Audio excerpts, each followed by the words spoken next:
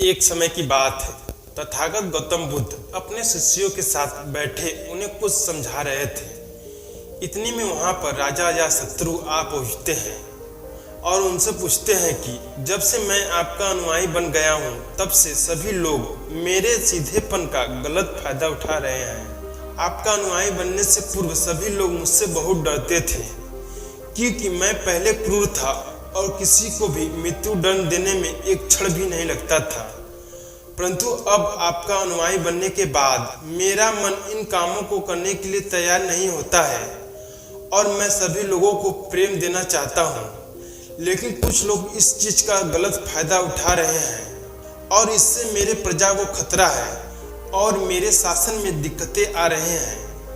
तथागत गौतम बुद्ध कहते हैं कि तुम्हें इसका उत्तर मैं एक कहानी के माध्यम से बताता हूँ। एक बार एक बिच्छू एक गांव से गुजर रहा था और उस गांव में बहुत बड़ा एक पीपल का वृक्ष था। बिच्छू सोचता है कि बहुत देर चलते चलते हो गई है, अब कुछ देर के लिए इस पेड़ के नीचे आराम करता हूँ। वो बिच्छू पेड़ के नीचे आराम करने के लिए जाने को ही होता है कि कुछ लोग उसे रोकते हैं और उससे कहते हैं कि ठहरो, वहां पर मत जाओ। वहां पर एक जहरीला सांप रहता है जिसने बहुत सारे लोगों को डस लिया है और वो बहुत सारे लोगों की हत्या अपने सर लिए घूमता है और वो इतना खतरनाक है कि जो भी उसके सामने आ जाता है वो उसे जीवित नहीं छोड़ता है। वो बिच्छू मुस्कुराता है और उस व्यक्ति से कहता है कि एक दिन तो सबको मरना ही है, तो मैं आज ही मर जाऊं तो इसमें कौन सी बड़ी बात है। आप मेरी चिंता ना करें और मुझे जाने की आज्ञा दे। और वो बिच्छू वहां पर आराम करने के लिए उस पेड़ के नीचे चला जाता है और वहां पर अपना आसन बिछाकर बैठ जाता है। कुछ ही क्षण में वो जहरीला सर्प उस बिच्छू के सामने आ जाता है और उससे कहता है कि हे व्यक्ति, क्या तुम्हें मुझसे डर नहीं लगता और क्या तुम्हें पता नहीं कि यह मेरा इलाका है और यहाँ पर आने की किसी की हिम्मत नहीं होती। फिर वह बिच्छू उस सर्प से बड़े प्रेम पूर्वक कहता है कि हे भाई, इसमें डर वाली कौन सी बात है। तुम जो भी करते हो वो इसलिए करते हो क्योंकि तुम्हें डर है कि कोई तुम्हें मार न दे, इसलिए तुम दूसरों को डरते हो। मुझे किसी बात का डर नहीं है, ना ही मुझे मृत्यु का भय है और ना ही मुझे जीवन का लालसा है। कोई मुझे नुकसान पहुंचा ही नहीं सकता है, तो मैं तुमसे क्यों भयभीत हूँ। सर्प को गहरा आघात पहुंचता है। उसने आज तक ऐसे व्यक्ति देखे थे जो उसे मारने की कोशिश करते हो और उसे आज तक ऐसे व्यक्ति देखे थे जो उसे डर कर भागते थे, लेकिन आज तक उसने ऐसा व्यक्ति नहीं देखा था जो उसे देखकर बिल्कुल भयभीत ना हो। उसके बाद वह सर्प उस बिच्छू के चरणों में लेट जाता है और उनसे कहता है कि हे प्रभु, मैंने आज तक जो भी किया वो सब अपनी जान को बचाने के लिए किया, क्योंकि अगर मैं इस तरह का रूप नहीं धारण करता तो लोग मुझे जीवित नहीं छोड़ते। बिच्छू कहता है कि तुम बिल्कुल सही कह रहे हो, लेकिन अगर तुम जीवन को इस मोह से मुक्त होना चाहते हो तो तुम शांत हो जाओ और जानो कि जीवन एक दिन खत्म हो ही जाएगा और उसके लिए बुरे काम करने की कोई आवश्यकता नहीं है। इतना कहकर वह बिच्छू वहां से चला जाता है और वो सर्प अपने भीतर इन बातों को रख लेता है और दृढ़ निश्चय लेता है कि आज से वो कोई भी गलत कृत्य नहीं करेगा। इसके बाद सर्प अपने सभी गलत कृत्यों को छोड़ देता है, पर इसका उल्टा प्रभाव उसके ऊपर पड़ता है।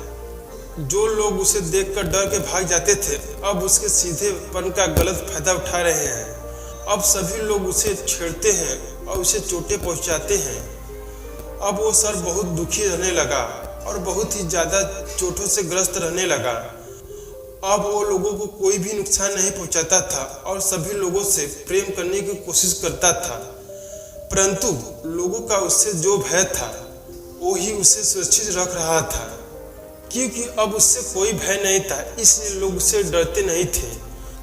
कुछ दिन बाद वही बिच्छू दोबारा से उस वृक्ष के नीचे आकर बैठता है और उस सर्प को देखता है और आश्चर्यचकित होता है कि पहले इस सर्प की क्या स्थिति थी और अब इसकी स्थिति क्या हो गई है।